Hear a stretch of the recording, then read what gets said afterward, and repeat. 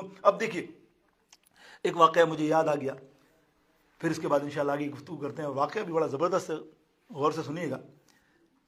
حسد کی بات ہو رہی نا, تو میں نے پچھلے جمعے بھی ذکر کیا, ابھی بھی ذکر کر رہا ہوں کہ وہ علماء میں بھی حسد ہوتا ہے. لوگ حیران ہوتے ہیں یار وہ علم رکھنے والے بھی حسد کرتے ہیں. بھائی حسد تو ایک فطری عمل ہے, اس کا ویسے علم سے تعلق نہیں, کتنا ہی عالم بن جائے حسد خود بخود ہو جاتا ہے. کوئی دوسرا نعت خانوں کو حسد دوسرے سے, یار یہ آگے آ گیا میں پیچھے ہو گیا. علماء کو یوٹیوب پہ آپ دیکھتے ہیں کتنے علماء ایک دوسرے کے معاملے میں, کیا یہ حسد ہی ہے نا, یار اس کا یوٹیوب میں اتنے ویور, کہتے ہیں ارے 2 لاکھ 50 لاکھ 1 کروڑ ہو گئے اور ہم پیچھے رہ گئے. تو پھر وہ اس کے پیچھے شروع ہو گئے کہیں نہ کہیں, یار یہ تو یہ بولتا ہے, یا یہ یوں بولتا ہے. تو یہ حسد کا مادہ ہی ہوتا کرنا. ہاں عقیدہ غلط ہے, اس کے خلاف بولنا وہ الگ چیز ہے, وہ الگ چیز ہے, وہ تو کرنی ہے نشاندہی, اس کا حسد سے تعلق نہیں ہے. جو بدعقیدہ ہے ان کو نشاندہی کرنی ہے آپ کو, جیسا ہم کرتے ہیں جمعے میں. کبھی کبھی ہم اپنی بات کی تائید کرتے ہوئے, مطلب اس کی دلیل دیتے ہوئے سامنے کو بتاتے ہیں کہ اس نے غلط بولا ہے, بس اس لیے یہ حسد نہیں, یہ تو بتانا چاہیے ورنہ تو عوام بگڑ جائے گی.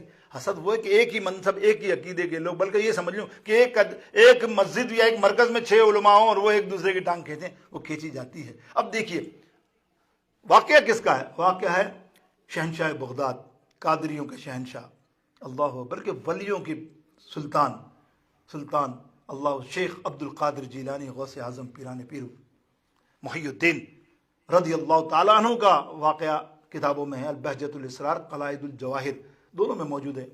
اور واقعہ کیسا ہے دیکھیں آپ, کہ اگر ویسے عام طور پہ آپ حسد کرو نا کسی سے, تو وہ تو اس کا تو گناہ ہے ہی, گناہ بھی ہے اور اس کی پاداش بھی آپ کو جلنا ہی.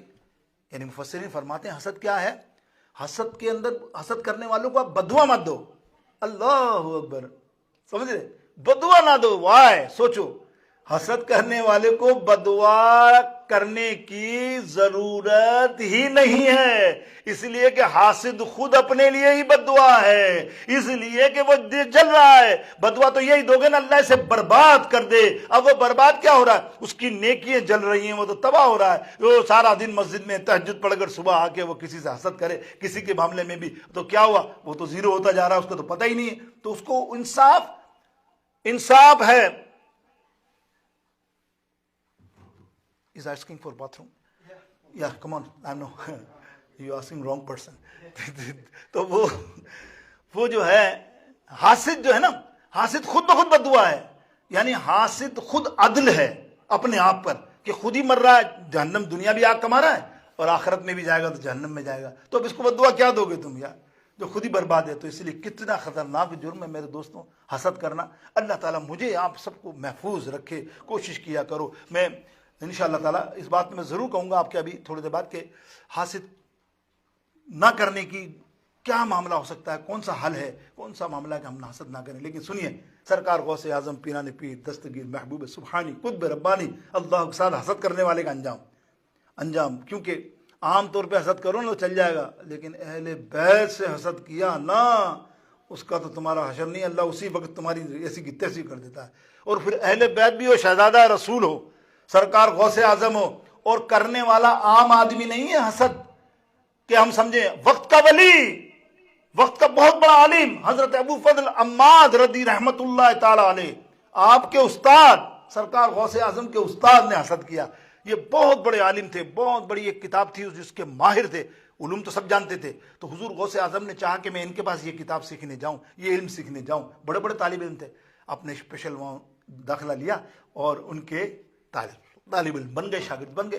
جب آپ درس دیتے نیا, ظاہر جب اگر میں نئی گفتگو کروں گا اور میں پہلے سے بولوں گا آپ یہ جانتے ہیں میں کیا گفتگو کروں گا, تو آپ کہہ دو ہاں آپ یہ گفتگو کروں, تو میری گردن ہی نیچے رہ جائے گی, یار یہ تو سبھی ہاں بولنے. میں ان کو بولوں ہاں بھائی جانتے ہیں آپ میں کیا آگے کہنا, ہاں آپ آگے یہ کہنے والے ہیں. ابے بھائی تو میں کیا کہوں, یہ تو سب جانتے ہیں. یہ معاملہ آپ سرکار غوث اعظم پیران پیر علم دنی والے سبحانہ, سرکار اللہ کی طرف سے کرم اور ولیوں کے سردار, جب وہ بیٹھتے آپ ذکر کرتے, آپ آتے ہوتا ہے استاد کا معاملہ, چلو یہ کال ہے, تو سرکار غوث اعظم کھڑے ہو جاتے, کیا حضرت میں بتاؤں, ابھی میں نے تو کچھ سوال ہی نہیں کیا اور تو دھڑاک تو بنانا شروع کیا. تو اس سے کیا ہوا, استاد کو لگی, استاد نے کہا یار یہ تو میرا ٹیا بیٹھے گا, میں اتنا مشہور ہوں پورے بغداد میں, عراق میں, یہ باتیں بتائے گا, لوگ بتائیں گے کہ یار یہ تو پہلے بتا دیتا ہے, اتنا عالم, اس سے بھی بڑا عالم. اب وہ آہستہ آہستہ ڈیولپ کرا, بہت کوشش کی کہ بھگا دوں ان کو یہاں سے, نہیں تو یہ تو شاگردوں میں ان کا نام توتی بول جائے گا, ظاہر ہے حضور غوث پاک نہیں ہوا احکام تو ایک دن پلان بنا دو. حسد جب ہوتا ہے نا تو انتہا تک پہنچتا ہے. میں نے آپ کو بتایا حسد کیا ہوتا ہے, وہ انتقام تک پہنچتا ہے. دیٹ از فور کل, انڈرسٹینڈ. وہ چاہتا ہے بس یہ ہلاک کر دوں, کہیں نہ کہیں موقع ملتا تو وہ بھی ہو جاتا ہے. جو نادان ہوتے ہیں وہ ایسا بھی کر لیتے ہیں. دیکھیں نا آپ, یہ آئے دن کہانی آپ سنتے ہیں. اب وہ جائیداد کے لیے یا کسی معاملے کے لیے آپ سنتے ہیں. اب دیکھیے غوث اعظم کو ایک دن چپ چاپ پٹا کے, کسی کو نہیں بولا اپن چپ چاپ رات کو جانا, صبح ایک مجلس میں تو میرے ساتھ چلنا. کسی کو بتایا نہیں, لے گئے اور ایک دریا کے کنارے پہ بولا اب نہانا ہے, تم کو تو تیرنا آتا ہے. غوث پاک نے کہا میں تو کبھی تیرنا سیکھا نہیں ہوں, تیرنا نہیں آتا مجھے, باقی سب کام آتے ہیں. چھوٹے چھوٹے دریا میں تو میں تیر لوں گا, گہرے میں نہیں. اب اس کو گہری طرف لے گئے ابو عماد غوث اعظم کو, اور دھکا دے دیا. دھکا دے کر واپس آ گئے. بولا کام ہو گیا. سمجھیں نا آپ, اللہ اکبر. غوث پاک اللہ کے ولی, جس کو ولی بنانا ہو اللہ نے اس کو کون مار سکتا ہے. یعنی غوث پاک کو ڈبونا.